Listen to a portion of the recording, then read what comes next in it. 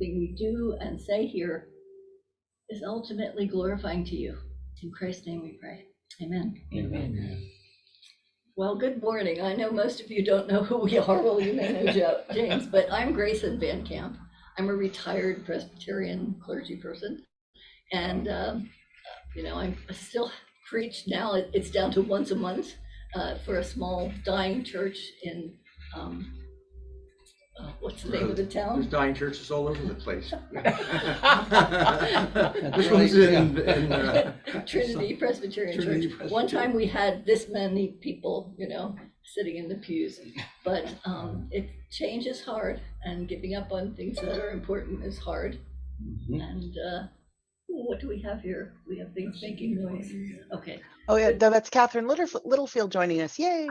Good morning to folks who are online. Explaining who I am, a retired Presbyterian minister, James. Since 1983, on and off, when there wasn't something happening in Presbyterian land, we came here because our dear friends, the Munsons, Don and Sydney, were members, and Don was on the vestry, and so he invited us to come, and we felt welcomed here. And our son asked us if about 10 years ago, he said, let's have a family meeting. Oh dear. You need to push that screen that's up there. Yeah, but it's gone on mine. Oh yeah, no, it's you have to go to that little black computer that's under the big screen, the one that's sitting on the towards me. Yeah, that one. That's the one that needs to get. Yeah. Oh, thank you. Helpers abound. Thank you. I don't know how to. Yeah, you move to It's a touch. It's a I know. Got it. touchpad. Yay! Thank you. Woohoo! Okay. So once again, James and Grayson Van Camp, and I'd love to know your names if you don't mind. Sure. I know I'm Jerry Carey. Tanya. Tanya, yes. Yeah, we do. Chip. And I'm Edna Hetherington. And it's a pleasure to be asked to do this because since 1999, I've been working for the Presbytery of Chicago in a volunteer capacity as their ecumenical representative. And in fact, we did a wonderful worship service here May 22nd, 2016. We brought bishops and clergy people and lay people from all over and worshiped here because the church was gracious enough to have us. And the group of people that I've worked with is called Ecumenism Metro Chicago. James also, because this is the kind of marriage we have, has been part of that as well. And about 5 years ago, Ecumenism Metro Chicago met faithfully for all those years, at least once a month, to pray together for Christian unity in Chicagoland, and to call all the bishops and the executive presbyter, since Presbyterians don't have a bishop, together to worship, at least once or twice a year. And at some point, we realized that we had energy and we needed to do something. And so we chose working on the environment. And we formed a group called Chicagoland Christians United for the Care of Creation. And we got 12 bishops and 1 executive presbyter ready to sign a declaration for the care of creation. And we were going to do that on Earth Day in 2020, April 22nd, 2020. And you can imagine that all those plans went to Hades. And so we said we're going to do it the next year. And nope, we still couldn't. And so we have an opportunity that I'll tell you about at the end. Another reason that we love the Parliament, because we're finally going to get to do that at the Parliament. So I thought that, James, do you want to say anything about why you're interested in ecumenical and interfaith relations? Well, I have a very broad theology, I suppose. Okay, that's a good way of putting it. That's a good way of putting it. And just because of we started out sort of ecumenically, okay, here, and it actually started at the millennium, right? It was the Ecumenical Millennium Committee. 1999. And then it morphed into something that continued on beyond the year 2000. And then a friend of ours who worked for the Archdiocese of Chicago, said, hey, we've got this Parliament of World Religions meeting happening in 2015 out in Salt Lake City. We went to that. We said, well, this is something we're interested in. And I was asked to participate on something called the Climate Action Task Force for the Parliament, and offer my scientific background to their efforts to talk about climate change within an interfaith Somehow we've group. moved from ecumenism to interfaith relations. And so I think we probably should That's where we start talking about this now. So this is what's happening.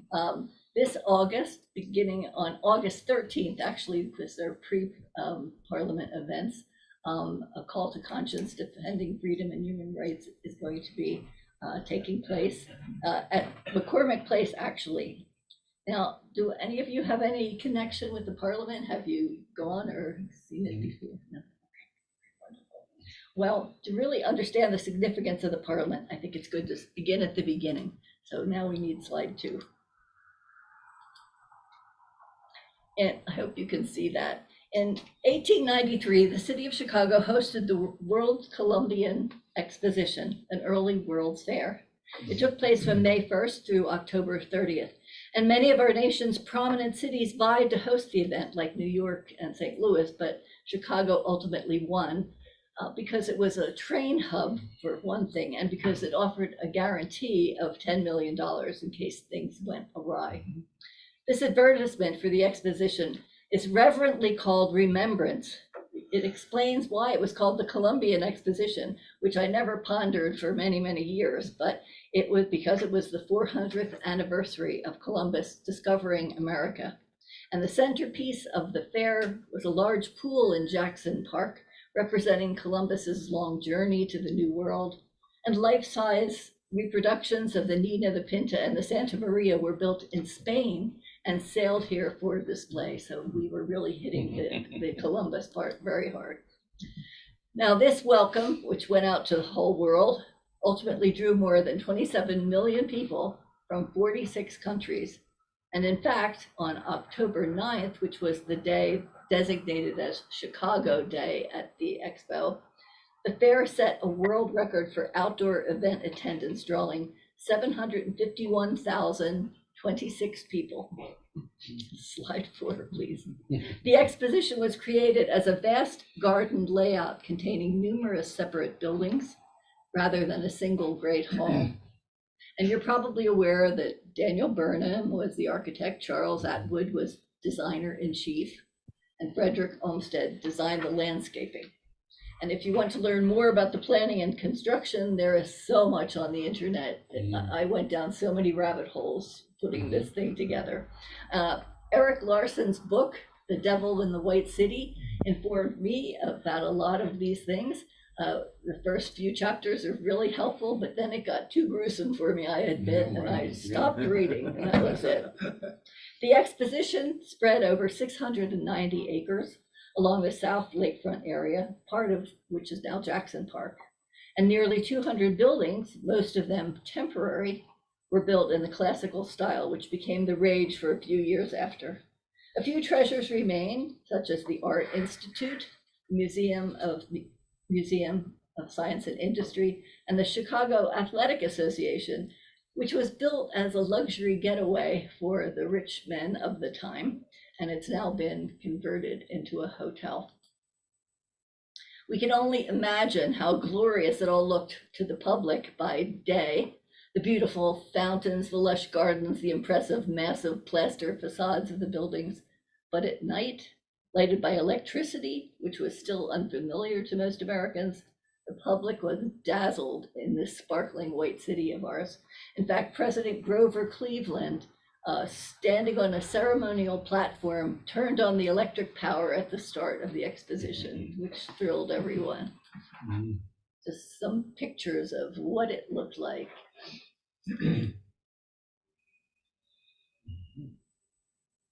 Wow, Venetian. That's a lovely overview, looking out to the lake, beautiful.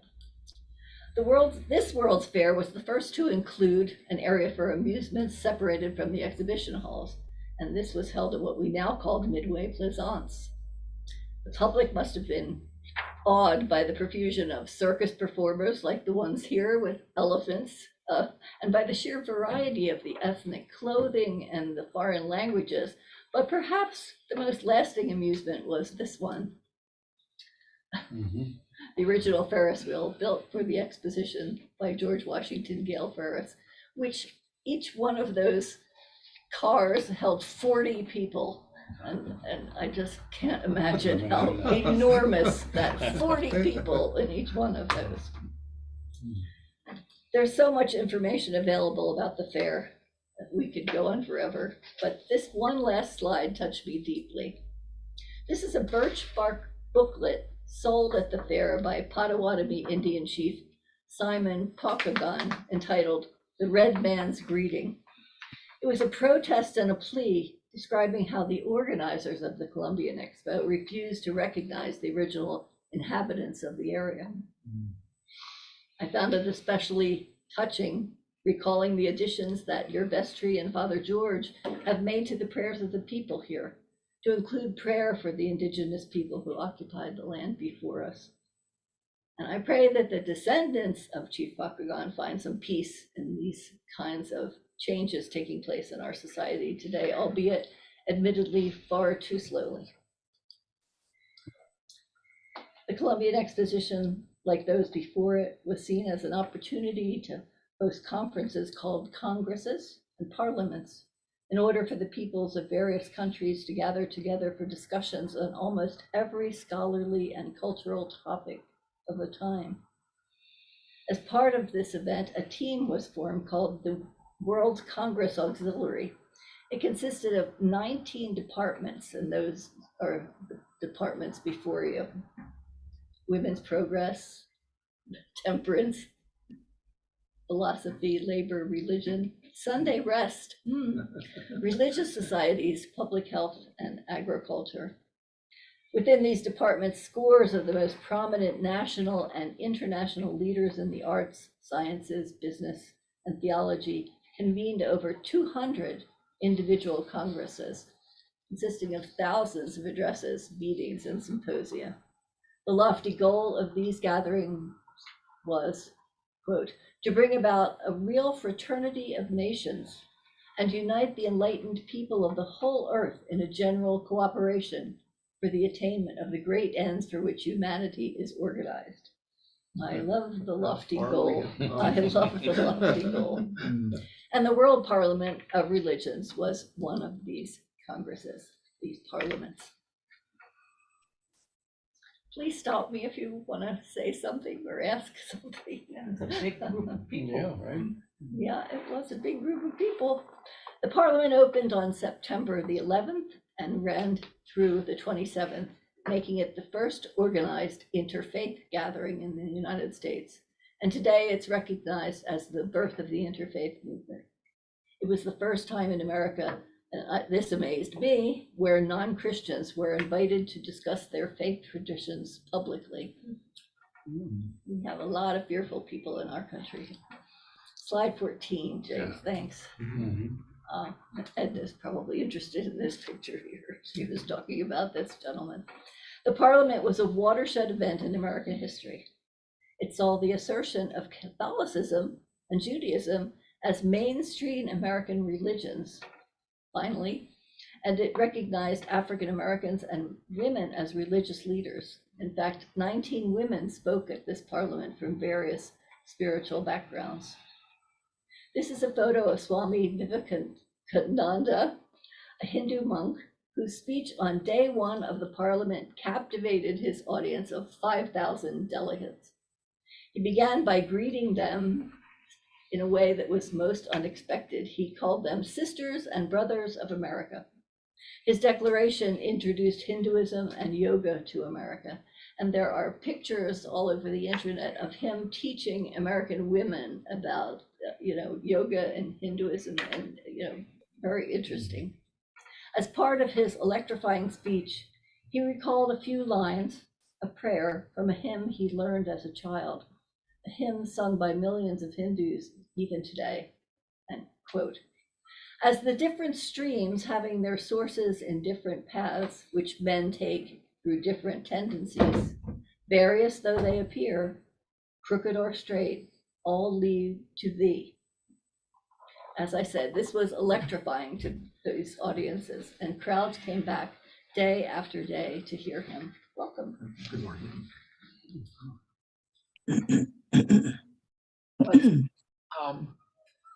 Like the head organizer or? No, he actually, there are two gentlemen sitting there beside him who were the organizers. The man on the far right was the Protestant man whose name sort of got lost in my memory here, and the one on his far right was the other organizer, and apparently no one knows for sure who the other gentlemen were.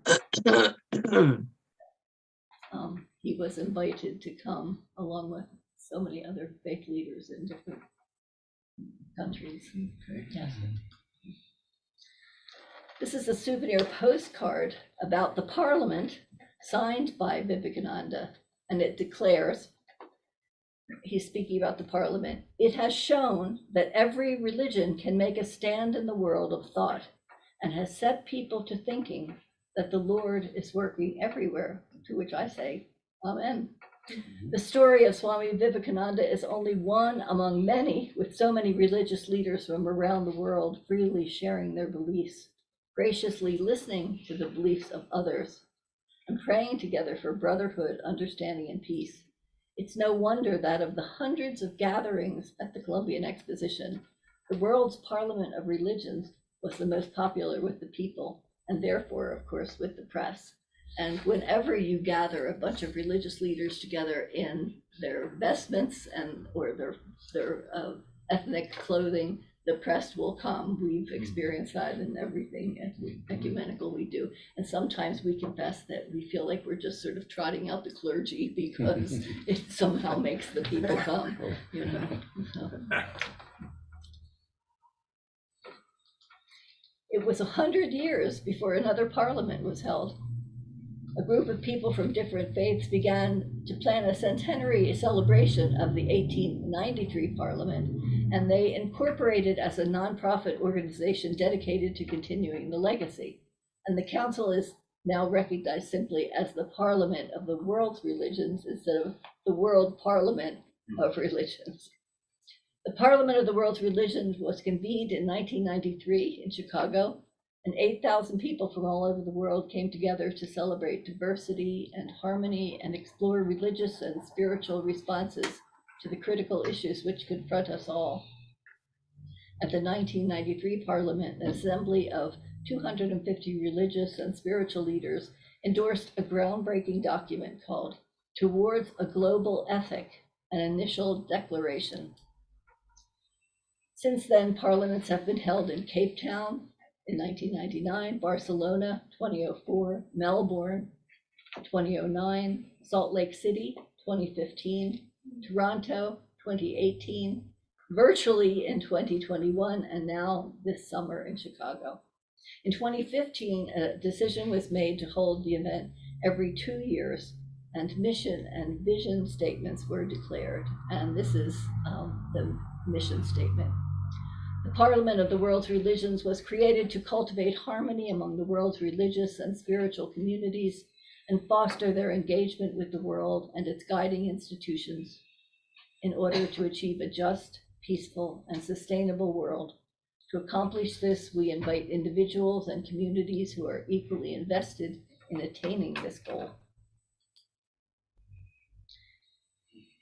Some of the vision slides. The vision of the Parliament of the World's Religions is that of a just, peaceful, and sustainable world in which religious and spiritual communities live in harmony and contribute to a better world for their riches of wisdom and compassion. Religious, cultural fears and hatreds are replaced with understanding and respect. People everywhere come to know and care for their neighbors. The richness of human and religious diversity is woven into the fabric of communal, civil, societal, and global life. Hear our prayer. The world's most powerful and influential institutions move beyond narrow self-interest to realize common good. The earth and all life are cherished, protected, healed, and restored. All people commit to living out their highest values and aspirations. Yes, may it be so. Slide 21 here. James and I attended the 2015 Parliament held in Salt Lake City. And the theme of that Parliament was reclaiming the heart of our humanity, working together for a world of compassion, peace, justice, and sustainability. It was quite something. More than 10,000 people from 75 countries and 212 faith traditions were there.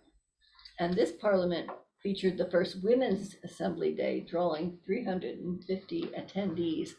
And for the most part, Yes, the Mormon Church paid yes, for the or offered the convention space for free. that's right. It was really a gift from the Latter-day Saints to the community. And it's interesting because Latter-day Saints, Mormons, are usually not invited to ecumenical events because there's issues with the theology, and I know what they are because I was born into a Roman Catholic family, but when I was 10 years old, my mother, who had divorced my birth father and therefore really was ostracized from the church, became a Mormon.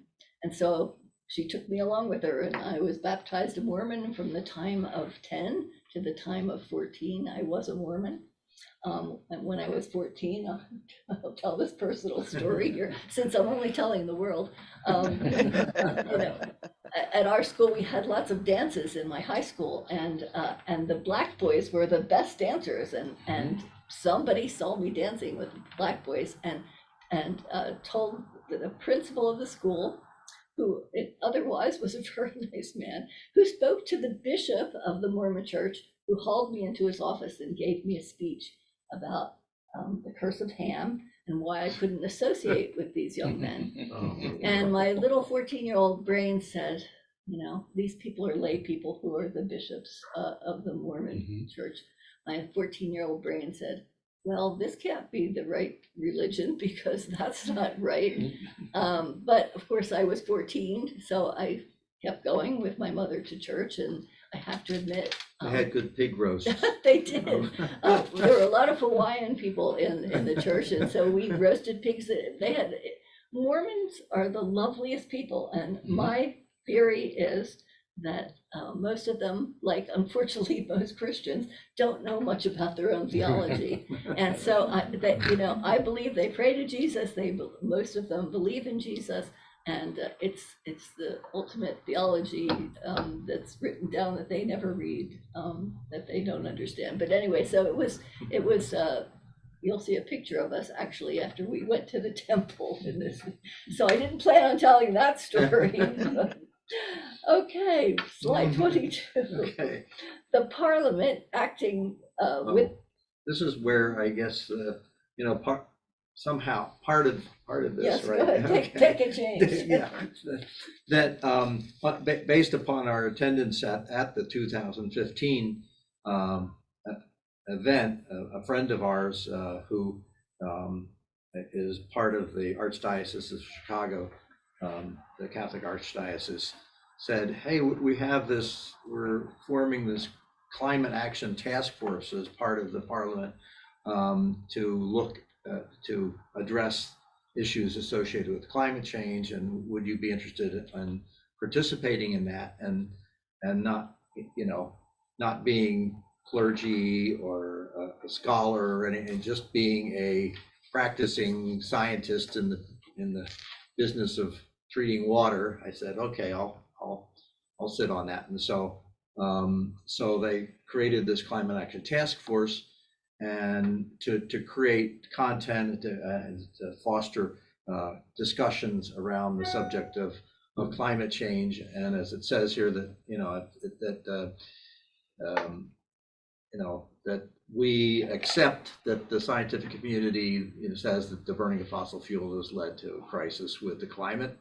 And we're seeking answers to the question, what should be the response to this by people of faith throughout the world? And how can we respond to that? And then to be asserting the responsibility for individuals to be accountable for their actions as they pertain to the preservation of the planet. So.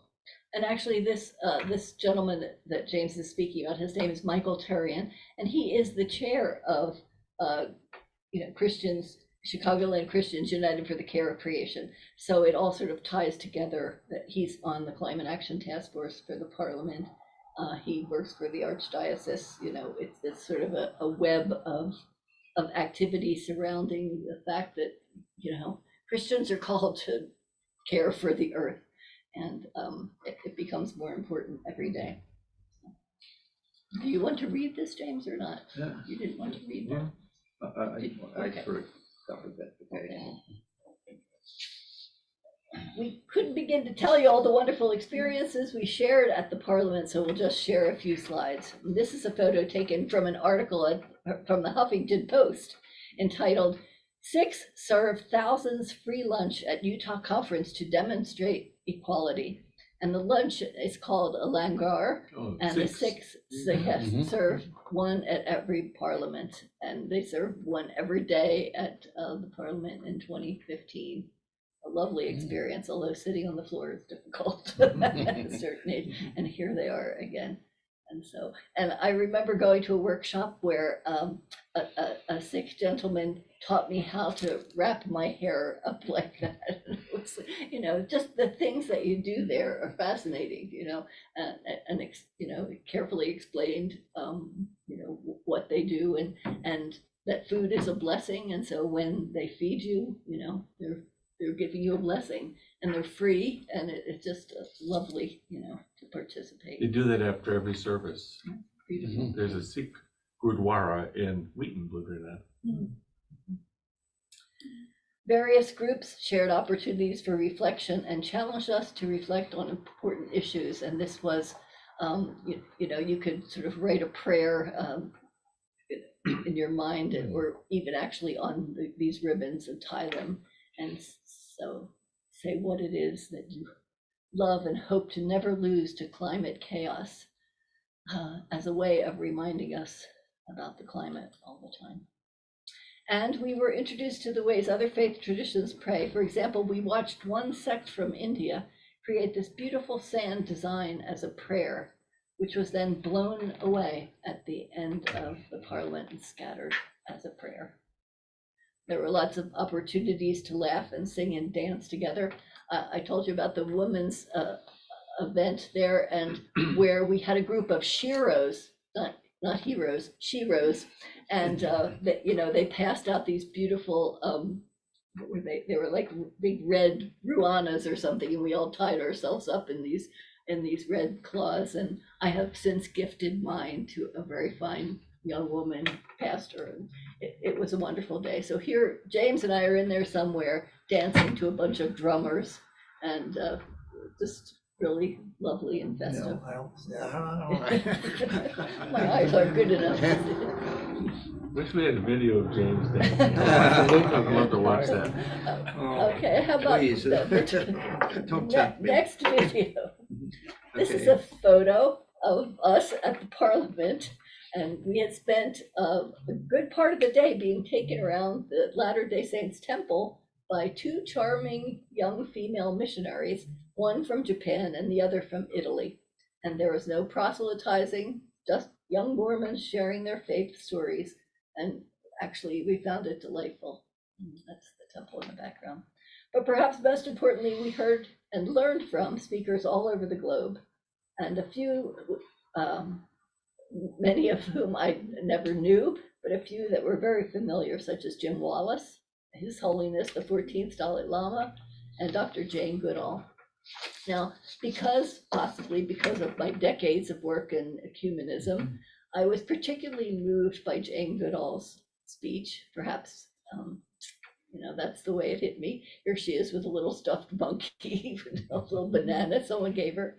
But she began her speech, her beautiful speech, which you can hear on the internet, by sharing her chimpanzee name.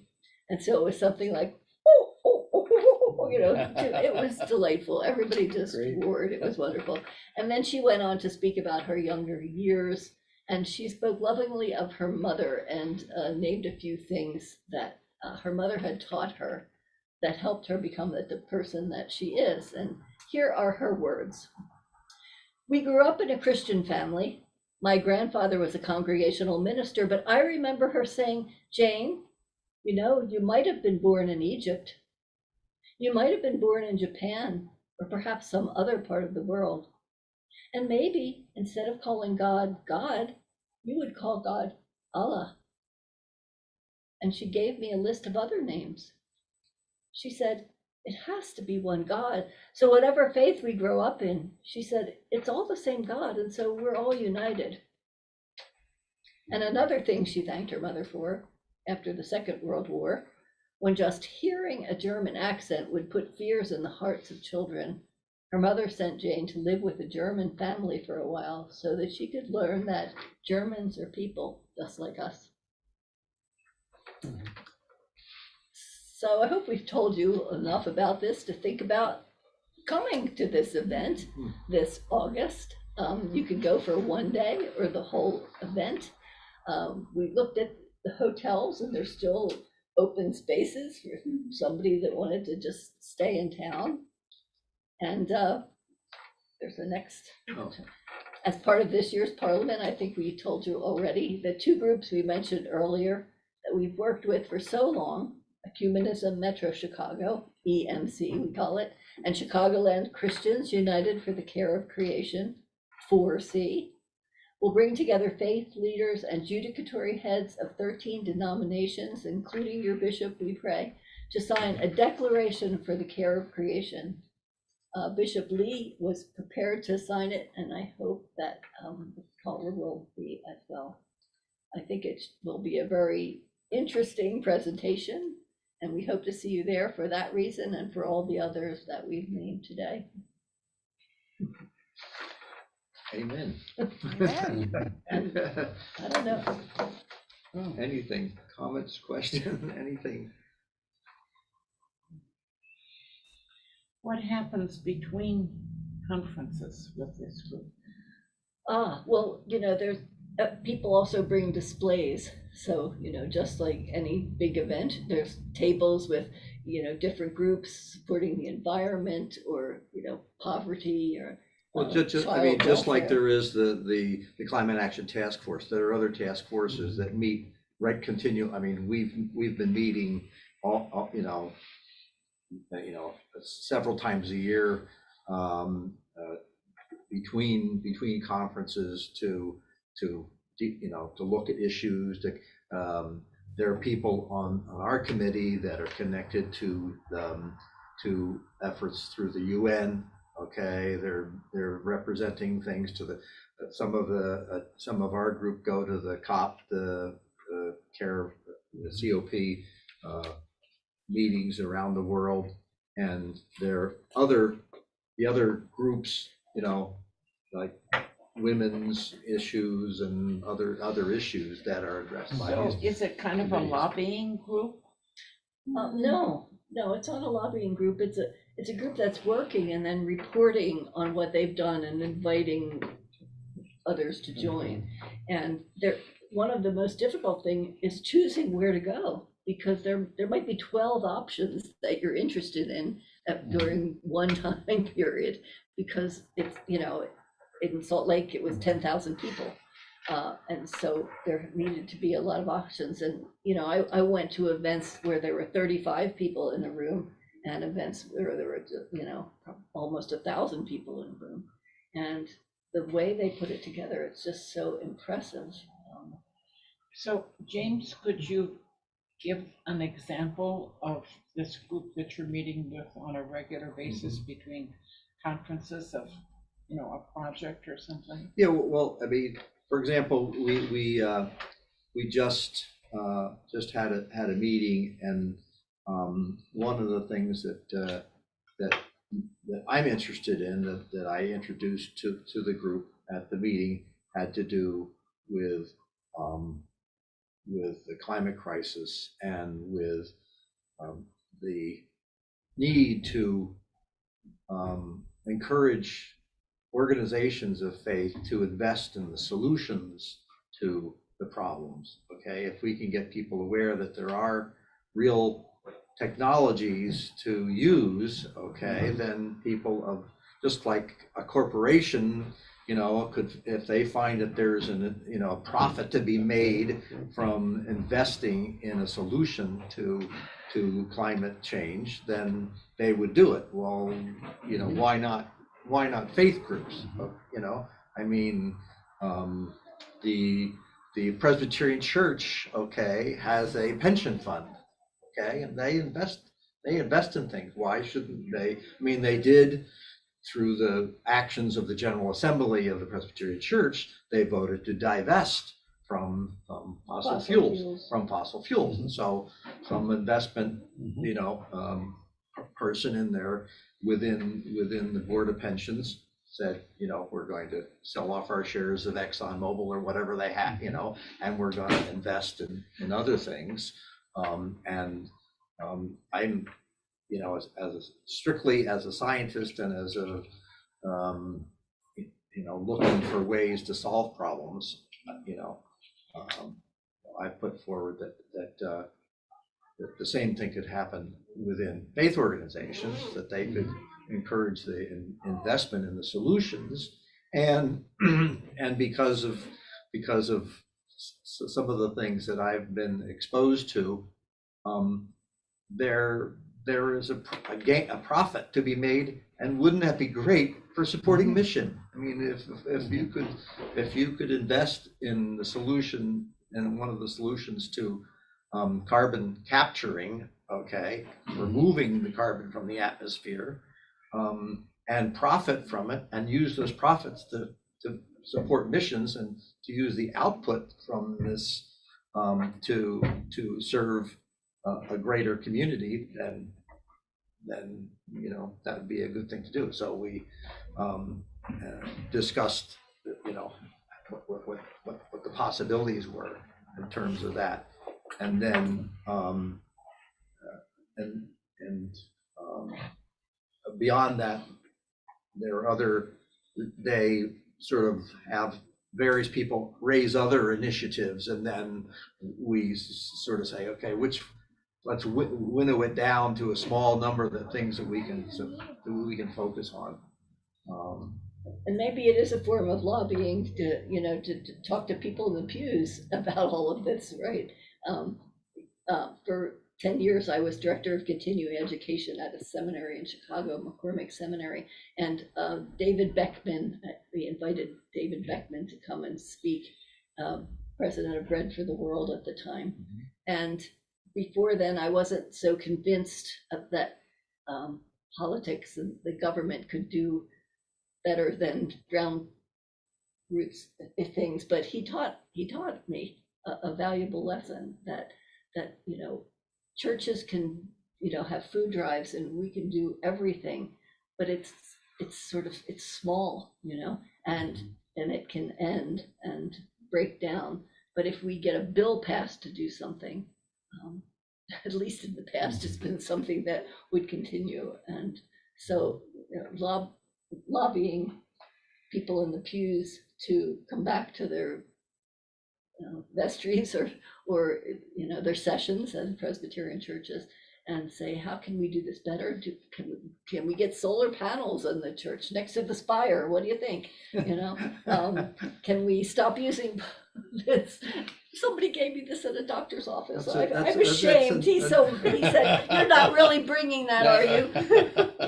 James has a side business where he sells water in aluminum cans, just because aluminum cans are recyclable, and this really isn't. Only 4% of this will ever get recycled, even if we get it in the right place.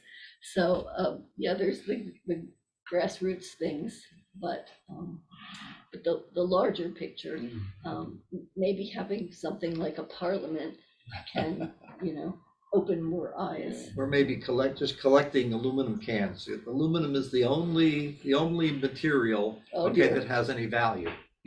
Nobody will give you a penny for a plastic bottle, but if you have a pound of aluminum cans, they'll give you 37 to 40 cents per pound. I know, for dear, that. but do you And think need, of all those beer cans that you could turn into cash. do you need to have two big garbage cans Yes, in our yes, I have garage two. filled with I it, do have- waiting to take to I'm have to recycled? have them melted That's the down. Do confession you have for a the proper day. can masher? Yes, I just usually just stomp on them. Oh, okay. Use the But Well, that's proper.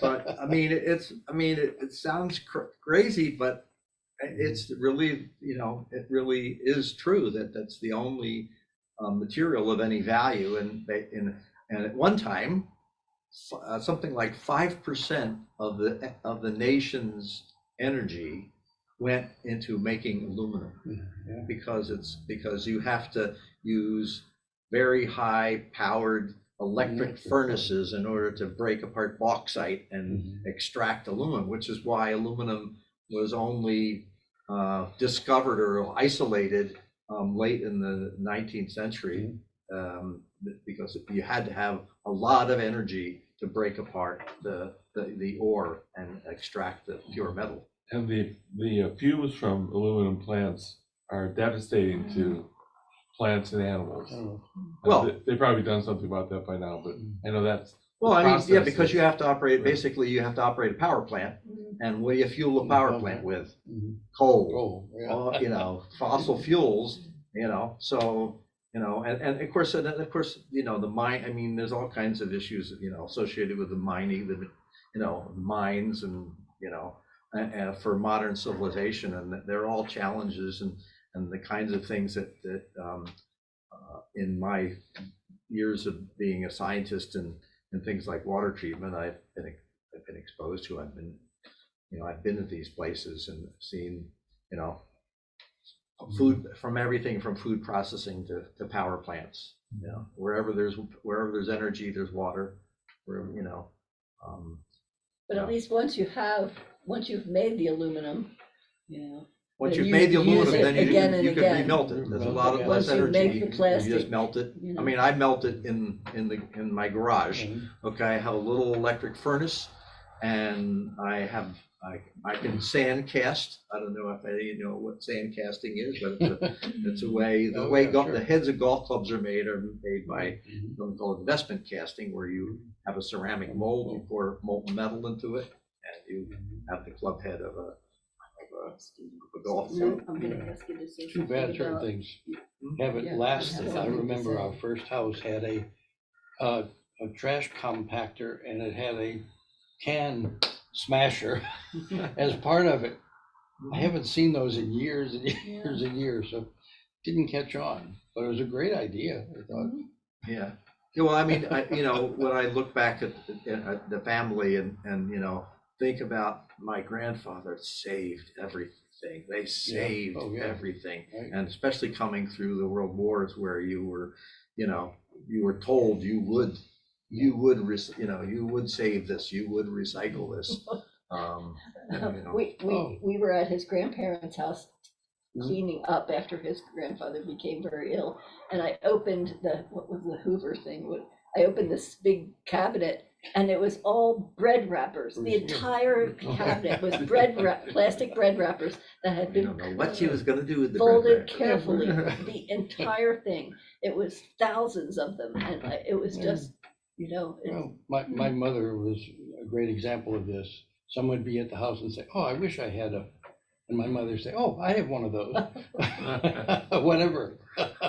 Well, that coming from that kind of family, okay, a friend of my parents, okay, once commented that in our house, okay, in my family's house, that that we had at least one of everything that was ever made. And now it's two. And now That's it's true, yeah. and now half of that is in my garage. I want to turn the conversation to Edna. Yes. Oh, yes, I have some observations here. I think this is an interesting place for us to have got from the Parliament of the World Religions. And it is important, especially in a community like this with wealth and carelessness.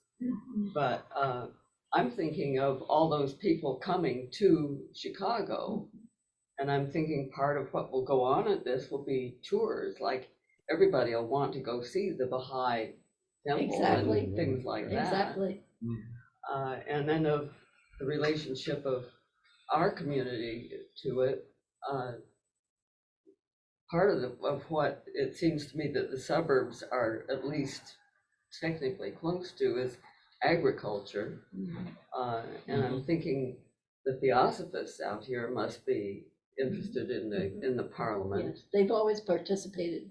And they have a sustainable, they've offered a part of their extensive grounds over there in Wheaton for a sustained DuPage community garden. Oh, I didn't know that. That's Yeah. excellent. You don't see it from the streets. But I think there are a great many interesting events are likely to occur around this, and we ought to be looking for ways to participate in a variety of them. There'll be different things interesting different people about it. In 2015, the president was Malik Abdul Malik, who is someone that we know very well, and the Islamic Center in Lombard participated, and the Presbytery of Chicago this year is going to have a couple workshops. One, a conversation between Catholics and Presbyterians. There's just so much going on that. Yeah, and I mean, there are exhibits, there's an exhibit hall, there are people that are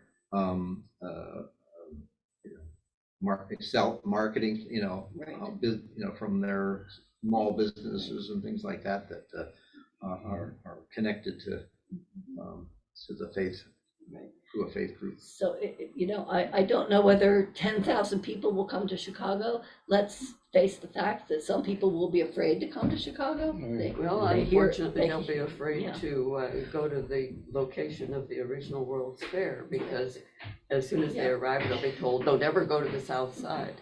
Although I went to seminary there and worked in Chicago at the Presbytery office for 3 years, which was Morgan Street, and then Hyde Park for another 10 years. And here I am. Lo and behold, we're still. The hardest part was the commute. Yes, the drive. So, I have a degree in interfaith relations, Oh. and I've heard of the Parliament of World Religions, but I've never felt able to attend, and it's really nice to know how close it is, because I hadn't been Yeah. following it lately, so it really is. really, really glad to come today and hear this presentation, and really would just like to get to know you better. Oh, and what is your name, ma'am? My name's Lindsay. Lindsay. Lindsay Paris Lopez. My family's in the service. Yes.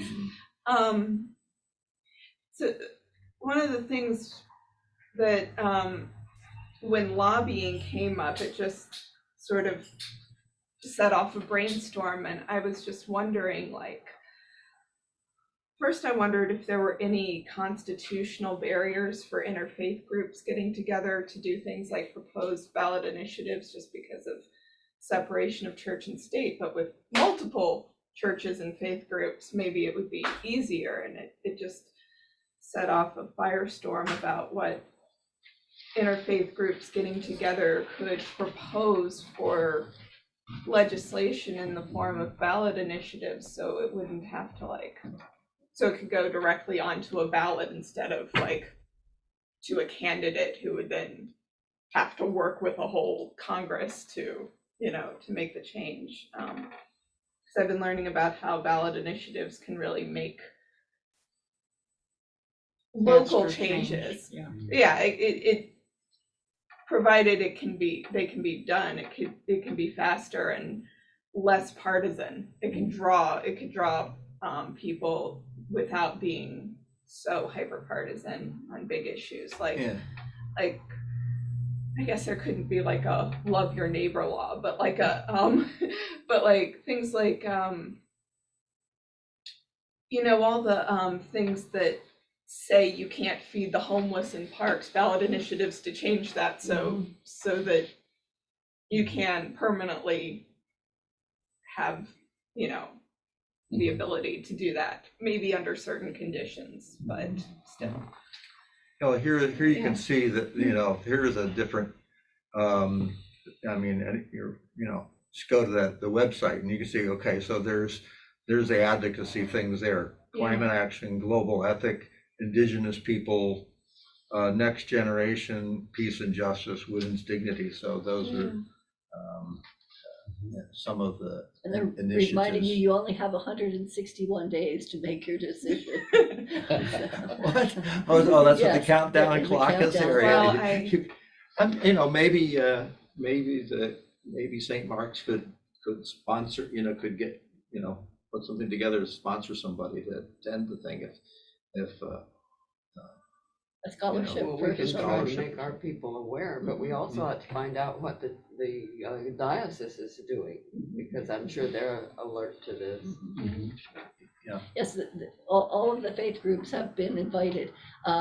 At the last parliament, not the virtual one, but the one in 2015, we actually had an Orthodox bishop attend, which was quite something because the Orthodox hadn't been attending. So we're hoping that happens in this area. Apparently, there was something Wiccans attended at 1 year, and then the Orthodox backed out. That was too much for them. I did not include a photo of some religious group, I still don't know who they were, who were dressed as angels in white with wings and had electrical lights on, and the group of them were there, sort of sharing, you know, just one-on-one with other people. And you know, there was a woman from Romania, from some small sect where she was a priestess in the sect, and you know, just, you know, beautifully dressed in vestments I had never seen before, and you get to speak to these people one-on-one, or you know, and go and hear them.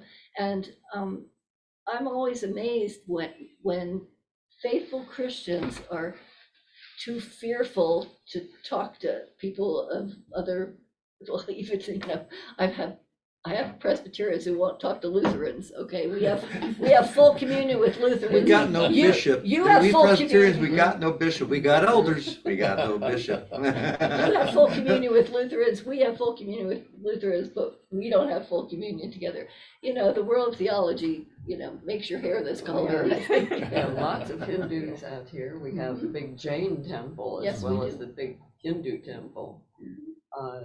And there are, as we've observed already, many Muslims of a whole variety of backgrounds out here. And Just as many, I think, as us Christians. and seminaries, and I don't know if it's still true, but when I was a student at McCormick, they told me that there were more theological books in Hyde Park than there were in the Vatican, and I was like, all right, let's go. Because they went and counted. Yeah. I want to know what nerd counted all of those. That's what So how could I get to be 83 years old and never hear about this group? Oh, it's a very How- secret group. We how- can't let Very anybody in. underground. Yeah. Cello players especially. Yes, you right. know. So I'm thinking what Lindsay shared, and why can't we develop newsletters of communication about ecumenical activities? That it seems so easy in the bulletin or on our website or something, where it's not just insular in the community that we are, but we can hear. I would think that would be energizing. I think it would connect us to a larger world, and continue this awareness that we've got to get out of our kitchens and heating our houses and think of what this means globally. I have tried to be mindful about what I'm throwing away, and I am horrified. How can I select anything at the grocery store without plastic and foam trays? I mean, how can you buy food? But as I was saying, ultimately, all of those things that we do as individuals still will never count as much as what we could do as a nation, Yes. you know? And so when we're talking about lobbying, I guess I am for lobbying, you know, we've got to do something, you know. More and more on the news, climate change is being dismissed, and it's just, you know, it's horrifying. And as Christians, you know, the earth is the Lord's and the fullness thereof. And how have we forgotten that? And we should be the ones that are out marching and making the biggest noise, I think. So this might be an energizing place to start. And when you talked about why can't, you know, we have a newsletter or something, no. For years in the Presbytery of Chicago, I've put out notices, you know, I've done funny skits, I've done everything. Let us know what you're doing ecumenically. We want to share it with everybody. And then there's a big black hole of, you know, noise, you know, you don't hear anything. And yet interfaith relations always seem to get picked up because they're more interesting somehow. I used to say, is it more sexy to have lunch with an imam than a Methodist, or, you know, I don't know what you go home and tell people that you did that, is you get some kind of extra pleasure out of that. Methodists are nice too, let's talk to them. How about a Baptist, you know? There's another side to this too, and maybe James can speak to this. When we talk in philosophical terms, what would be good, let's pull the carbon out of the air, let's make money on it, let's make it good for everybody. Give me a practical way to do that and I'll invest in it. That's the problem. Yeah. And So, you know, these, I mean, how do we yeah. address that? We have scientists out there who are problem solvers, I'm sure as you are. But we haven't come up with something concrete that says this is really gonna work. California has what, by 2035, they got only no fossil fuels. Are they going to be able to make that? It's still a pie in the sky kind of idea at this point. You know, there's a group called the Union of Concerned Scientists, okay? And I've heard of. Yes, okay, and Yeah. in the present, I presented a paper at a water conference back in November, and my thesis had to do with repurposing quote wastewaters, a specific kind of wastewater, but wastewater to grow algae. Okay, and because algae is the most efficient plant, okay, most efficient way to capture carbon. I mean, and that's where coal came from all those plants that lived and died, lived and died, and lived and died, and became coal. Okay, there are technologies that exist that something on the footprint of a tennis court, okay, can capture something like 400 tons of carbon dioxide a year, just on the footprint of a tennis court. Okay, well, if you think of that as a module, you want to do more. You know, if you put one of those things next to a fossil fuel plant, take the carbon dioxide from the stack, take the water that's being discharged from the cooling towers that are running the turbines that are generating the electricity, and bring them together and add algae and grow a crop that you harvest every day, and use that. You could feed it to animals Or people, or people. spirulina. You could make spirulina, depending on what species of algae you grow. You will get a crop that has some value in some area. You could anything you could do it with land-based plants like soy. You can extract oils from algae. Okay, so you could have, you know, algae oil instead of soybean oil or corn oil. you know, they're plants and they grow. In a rather smaller kind of operation, you can change your plumbing codes so that you can have plumbing systems built in houses that water your own vegetable garden in the summer. Sure. Yep, that's true. That's, you know. Is it called gray water? Gray water. There's Right. you can hear it's, there's adequate rain to really use rain barrels. So, but that's another, it's a Yeah. subject for Well, what do we- another Right, another discussion. meeting. Yeah, How I've do we got, make that work I've got in the a practical slides, sense? yeah. That's And the same that's thing. what I have a real passion for it. I really think it works. The science works. You know, Lemmy, But you know. where are all the billionaires? Yeah, we're all the Billionaires, millionaires, Yeah. you know. The military industrial complex has the largest carbon footprint, so if we make peace, like on the other side of this, because I'm not a scientist, but if we make peace, that can, you know, the implications of that could definitely have a big impact on. Well, what's happening in Ukraine is going to affect the environment for an awful long time. It already is. Oh my God. It's terrifying. Well, we don't want to. That is, I think Laura needs to, Yeah, I do. I'm sorry. This has been really fascinating though. Slide, Thank you all.